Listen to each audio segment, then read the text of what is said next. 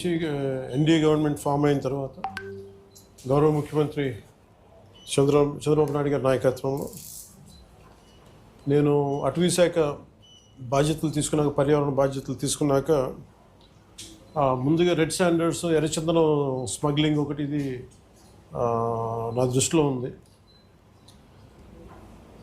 గత 14 నుంచి 19 వరకు ఒక విధానంలో ఉంటే 19 నుంచి 24 వరకు చాలా విపరీతమైన ఎర్రచందనం స్మగ్లింగ్ జరిగింది. అంటే ఉదాహరణకి ఒక సంవత్సరం అటు ఇటుగా, అంటే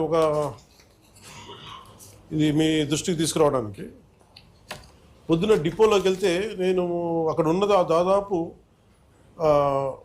2,60,60,000 దుంగలు ఉన్నాయి, ఎర్రచందనం దుంగలు.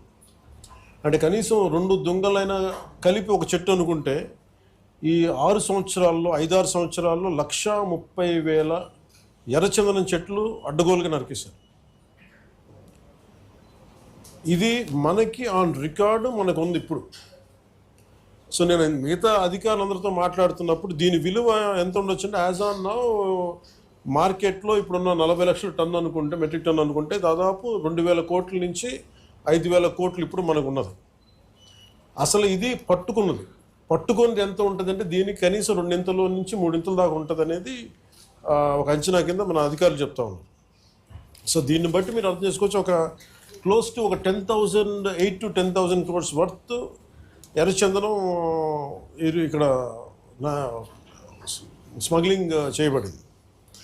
సో నేను ఛార్జ్ తీసుకున్న తర్వాత ముందస్తుగా ఏం చేసాం, ఏంటి ఇష్యూస్ ఉన్నాయంటే, మేము కర్ణాటక రాష్ట్రానికి వెళ్ళి మాట్లాడుతున్నప్పుడు అంటే ఎంత అలసత్వంతో ఉన్నాం అని చెప్పడానికి 140 కోట్ల ఎర్రచందనం దొంగలు కర్ణాటక అటవీ శాఖ అధికారులు స్వాధీనం చేసుకున్నారు. దాన్ని వాళ్ళు అమ్మేశారు. అది నేను కుంకి ఏనుగుల కోసం వెళ్ళి వాళ్ళతో ఇంటరాక్షన్లో వాళ్ళు థ్యాంక్స్ చెప్తున్నాను, మీకు థ్యాంక్స్ చెప్పాలి, మాకు మీ వల్ల మాకు 140 కోట్లు మా అటవీ శాఖకు వచ్చినాయి అని. ఏంటి వచ్చినాయి అంటే, మీరు కొట్టేసిన ఎర్రచందనం, మీ స్మగ్లర్లు కొట్టేసిన ఎర్రచందనం దొంగలు మేము ఇక్కడ పట్టుకుని దాన్ని వేలం పాటలు అమ్మేసి మాకు 140 కోట్లు వచ్చిందని. అంటే దీనికి అప్పుడున్న మంత్రులు కానీ ఒక్కరు కూడా బాధ్యత తీసుకోలేదు ఈరోజు. నేను దాన్ని పొలిటికలైజ్ చేయడానికి కూడా పెద్ద ఎక్కువ మాట్లాడే దాని గురించి, ఎందుకంటే జరిగిపోయిన దాని గురించి మనం ఏం చేయలేం, కానీ ఏం కరెక్షన్స్ చేయాలి భవిష్యత్తులో అనే దాని మీద ఉంది. దీంట్లో కూర్చోబెట్టి ఎస్పీ సుబ్బారెడ్డి గారి నేతృత్వంలో టాస్క్ ఫోర్స్ పనిచేస్తూ ఉంది, రెడ్ శాండర్స్ని ట్యాకిల్ చేసే టాస్క్ ఫోర్స్.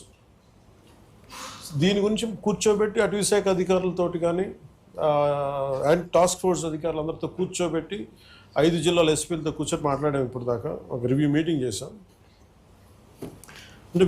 అంటే ఈ మీటింగ్ తాలూకు ఇంటెన్షన్ ఏంటంటే, ఎంత స్మగ్లింగ్ జరిగింది, ముందు ఎంతసేపు ఎర్రచందనం జరిగింది, ఎర్రచందనం స్మగ్లింగ్ జరిగింది అని, ద వాల్యూమ్ ఆఫ్ స్మగ్లింగ్ ఎంత ఉంది, ఎన్ని దొంగలు ఉన్నాయి మీరు ఊహించుకోండి. 2,60,000 దొంగలు అంటే 1,30,000 పచ్చని చెట్లు ఇప్పుడు ఈరోజు మన కొట్టేస్తే వచ్చినాయి.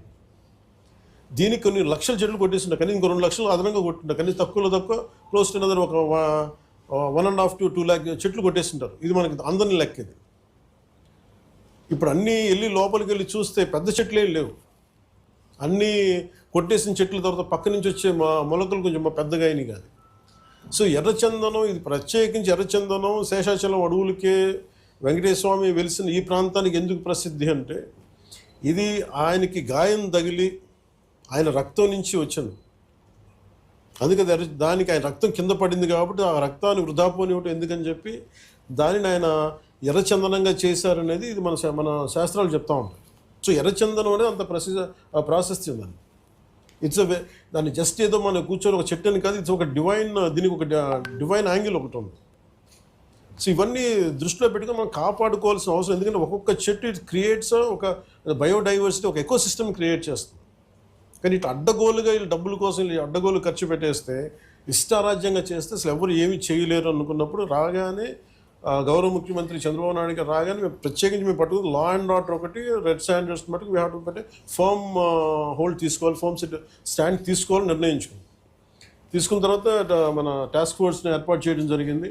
ఆ టాస్క్ ఫోర్స్లో కూడా ఇప్పుడు దాకా నేను ఎప్పుడైతే తమిళ మన కర్ణాటకకి వెళ్ళానో కర్ణాటక అటవీ శాఖ మంత్రి గారిని కానీ గౌరవ ముఖ్యమంత్రి సిద్ధరామయ్య గారిని నేను అడిగింది ఏంటంటే వీళ్ళ స్టేట్ టు స్టేట్ ఒక ఒక కోఆపరేషన్ కావాలి, మాకు ఒక అండర్స్టాండింగ్ లేదు, లెటర్ ఆఫ్ అగ్రిమెంట్ లేదు, లెటర్ ఆఫ్ అండర్స్టాండింగ్ లేదు.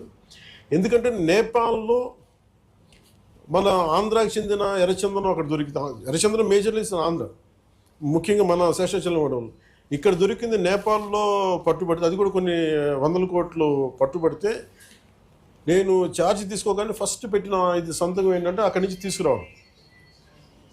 అంటే అది ఏముందంటే కంట్రీకి అండర్స్టాండింగ్ ఉంది. అంటే వేరే కంట్రీలో ప్రొడ్యూస్ అయిన ఉత్పత్తి అయినది ఏదైనా సరే అక్కడ దొరికితే అది మేము తిరిగి తీసుకురావచ్చు అనేది అది ఒక ఇంటర్పోల్లో లేదంటే ఒక బిట్వీన్ కంట్రీస్ ఉన్న ఒక అండర్స్టాండింగ్ ఉంది.